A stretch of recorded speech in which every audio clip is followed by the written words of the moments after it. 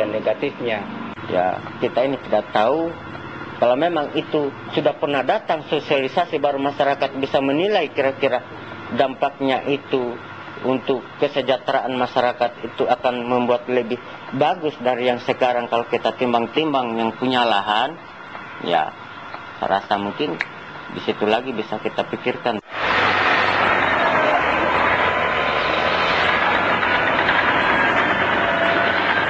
Sobat Alam, situasi yang terjadi di Pulau Kabena tak lepas akibat rencana pemerintah daerah Bombana menjadikan Pulau Kabena sebagai daerah pengembangan pertambangan. Kandungan deposit nikelnya yang besar serta besarnya permintaan pasar dunia pada nikel membuat sebagian besar elemen pemerintahan di daerah tersebut sepakat untuk mengembangkan sektor pertambangan ini. Berikut Kadis Pertambangan Bombana Kahar. Menurut Undang-Undang Perimbangan Keuangan Negara, itu 20% ke pemerintah pusat, 80% ke pemerintah daerah, pemerintah provinsi. Ini 80% ini kemana-mana. Kasihan ini daerah penghasil, 36% kalau saya tidak salah ya, atau 34. Itu ke kabupaten penghasil. Nah, kemudian semua kabupaten kota di luar daerah penghasil. Bahkan, anggota DPRD Kabupaten Bombana yakin pengelolaan tambang dipastikan bisa meningkatkan pendapatan asli daerah dan kesejahteraan warga. Walaupun Pemda mengakui wilayah Kabupaten Bombana belum memiliki tata ruang yang jadi pijakan untuk alokasi usaha sesuai potensinya. Karena ini adalah merupakan aset negara, aset nasional, kan, bukan hanya aset Bombana, itu tata ruangnya dulu yang didahulukan. Rencana umum tata ruang khusus Pulau Kabena itu yang paling utama. Baru kita masuk pada amdalnya. Amdalnya karena sudah ditahu bahwa Kabena itu semuanya itu adalah tambang, tidak ada yang bukan tambang. Ya, dibikin amdal secara keseluruhan. Bukan nanti setelah ada perusahaan, setelah ada PT baru masuk amdalnya. Jadi nanti pemerintah daerah dalam mengapresiasikan semua perusahaan yang akan masuk di sana tinggal ditunjukkan. Di sini yang boleh diolah, di sini tidak boleh. Sobat Alam, persoalan tambang di Pulau Kabena mendapat banyak sorotan dari berbagai pihak. Karena sejauh ini belum ada bukti nyata pengelolaan tambang bisa dilakukan dengan rasa tanggung jawab. Pengelolaan tambang khususnya kuasa pertambangan diyakini hanya merusak lingkungan, yang pada akhirnya kemiskinan dan kerusakan lingkungan menjadi bagian yang tak terpisahkan bagi warga Kabena. Hal itu diungkapkan Sahrul Gelo, pendamping masyarakat di Pulau Kabena.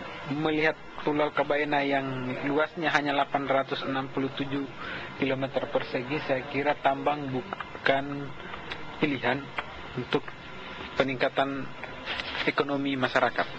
Tambang itu menjadi alternatif terakhir. Karena saya tahu persis Kabena itu memiliki potensi jambu mente dengan gula aren. Dan itu yang sangat potensial untuk dikembangkan dan tidak mengancam kelestarian lingkungan. Sementara tambang, kita tahu sendiri bagaimana modelnya, pengelolaannya bagaimana, pengerusakan hutan dan sebagainya itu kita sudah lihat di mana-mana. Sehingga jadi masuknya pertambangan ke Kabena itu bagi kami adalah sebuah ancaman. Di Pulau Kabena, komoditi perkebunan, perikanan, dan pariwisata masih memiliki peluang besar untuk diolah dengan baik.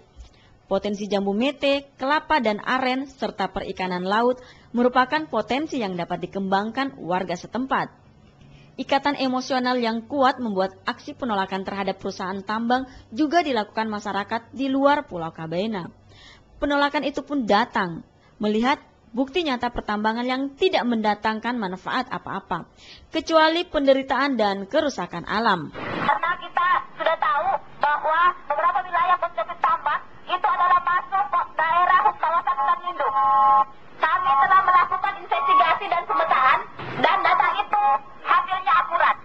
Dan tidak hanya persoalan itu saja, tidak hanya persoalan kawasan hutan lindung, tapi ada persoalan panjang bahwa tanah kita dengan dalih pertambangan telah dikuasai oleh perusahaan besar milik asing Inco dan Brokinto dan bagi tanah pengusaha lokal lainnya.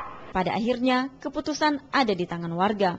Bumi dan tanah Kabena bukan hanya milik warga saat ini, namun juga milik anak cucu di masa akan datang. Berpuluh-puluh tahun lalu, masyarakat dan alam hidup bersama. Alam menyediakan kebutuhan dan manusia memanfaatkannya dengan bijak. Hanya saya katakan masyarakat tambang, kehidupan masyarakat Kabaena ini sejak dulu kan dia berladang, dia berkebun, bikin gula merah. Ya ketika nanti tambang masuk kan, itu lahan-lahan tempatnya dia mencari nafkah. Itu kan sudah artinya sudah dirusakkan. Ketika kita mau membuka, anak cucu kita nanti akan membuka lahan untuk pertanian kan, saya kira sudah tidak ada lagi. Tanah yang sudah dibolak-balik itu. Mau tanam apa lagi di sini? Kampung no tempom terio no adie umure.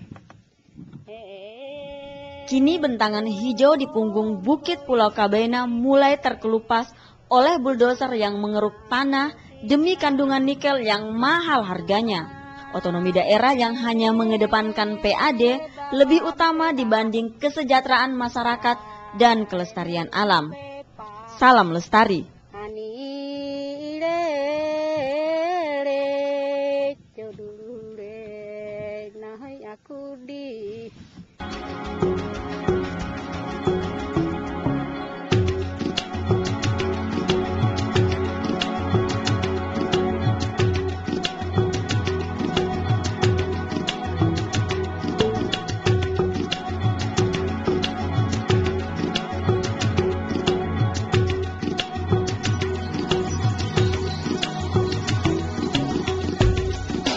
Sahabat alam, demikian edisi kali ini.